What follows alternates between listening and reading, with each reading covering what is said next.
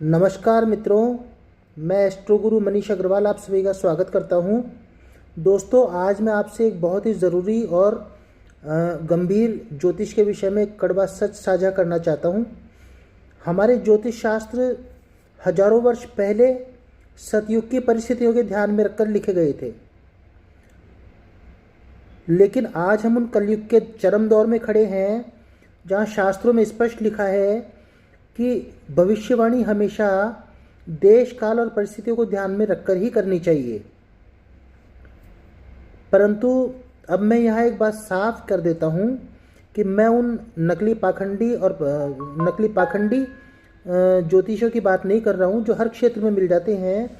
जैसे आजकल नकली डॉक्टर भी होते हैं, नकली पुलिस वाले भी होते हैं, नकली साधु भी होते हैं, तो ऐसे ही नकली ज्योतिषी भी होते हैं। तो उनकी तो हम उस प्रोफेशन में तो हम बात ही नहीं करना चाहते, क्योंकि वो तो वेस्ट है उनका बात करना। हम तो उनके विषय में बात करना चाहते हैं। मेरा सवाल उनसे है जो सच में ज्योतिष करना चाहते हैं, जो वाकई ज्योतिष करना चाहते हैं और ज्योतिष के फील्ड को आगे बढ़ाना चाहते हैं, लेकिन वो अपनी इस विद्या में क्या चीज़ मिस कर रहे हैं, वो इस पर भी ध्यान दें। क्योंकि ये जो हमारे शास्त्र लिखे हुए हैं ये सतयुग के हिसाब से सतयुग में लिखे गए थे, और अभी ये कलयुग का दौर चल रहा है। तो वही हम सतयुग के फॉर्मूलों को इस कलयुग में अगर लगाएंगे तो वो लागू होंगे ही नहीं। तो ऐसे ज्योतिष में उनके फलादेश कैसे सटीक बैठेंगे। तो इस गूढ़ ज्ञान को समय के अनुसार अपडेट करके देखने की कोशिश करनी चाहिए। आज भी उन पुराने फॉर्मूलों को नाप करें, और इसी कारण आज की भविष्यवाणियाँ मेल नहीं खा पाती। और भविष्यवाणियाँ करते समय देश काल परिस्थिति का ध्यान रखें। ये सभी शास्त्रों में लिखा हुआ है, उस लाइन का अर्थ बहुत गहरा है, वो समझे।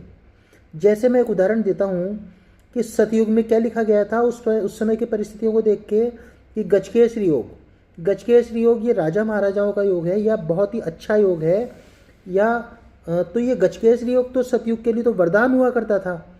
ऐसे वरदान हुआ करता था कि जिसके गजकेसरी योग होता था वो व्यक्ति ज़रूरत से ज़्यादा अत्यंत सीधा और ईमानदार होता था। तो ये तो उस समय के लिए वरदान था। परंतु आज के युग में जिसके पत्रिका में गजकेसरी योग है, वो तो अत्यधिक ईमानदारी और अत्यधिक सीधेपन की वजह से आर्थिक और व्यावहारिक रूप से पीछे धकेल दिए जाते हैं। वहीं दूसरी ओर पुराने समय में बदनाम गुरु चांडाल योग, ये बदनाम योग हुआ करता था। आज की भाषा में इंटेलिजेंस और रणनीति और चतुराई है, ये है इसके अंदर। तो पुराने ज़माने में जिनके अंदर ये रणनीति, चतुराई और इंटेलिजेंस होती थी, जिनमें गुरु चांडाल योग होता था, वो तो बदनाम था। लेकिन आज के युग में ये लोग दुनिया पर राज कर रहे हैं। तो इसीलिए बार बार मैं कहता हूँ दोस्तों कि ज्ञान वही श्रेष्ठ है जो समय के साथ खुद को अपडेट करे। ज्ञान को अपडेट करना बहुत ज़रूरी है, और इसको अपडेट नहीं किया गया, इसीलिए है ये ज्योतिष शास्त्र जो है ये थोड़ा सा पीछे होता जा रहा है। तो अब जो वाकई में रियल ज्योतिष जो करना चाहते हैं उसको इसको अपडेट करके अपने हिसाब से अपडेट करना चाहिए, जिससे ये विद्या और आगे बढ़ सके। तो यही मैं दोस्तों जानकारी आप लोगों से साझा करना चाह रहा था, जिससे आप इस ज्योतिष के आधुनिक और सच्चे स्वरूप को समझ सके।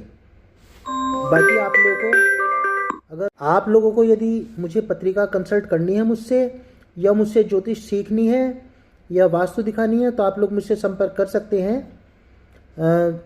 मैं एस्ट्रो गुरु मनीष अग्रवाल, मेरा ऑफिस है F124 time square complex, Vidyadhar Nagar, Jaipur 9314547826। और मित्रों, आजकल चूँकि ऑनलाइन का ज़माना है, तो हमने ऑनलाइन कंसल्टेंसी भी शुरू कर रखी है, जिसमें आप कभी भी ऑनलाइन भी पत्रिका दिखा सकते हैं। ठीक है मित्रों, हम लोग नेक्स्ट इसी टॉपिक पर आगे वीडियो बनाते रहेंगे, और ये जो कलयुग है इसी टॉपिक पे मैं आपको रोज़ाना उदाहरण बताता रहूँगा, जिससे आप इसको ज़्यादा अच्छे से समझ पाएंगे। नमस्कार मित्रों।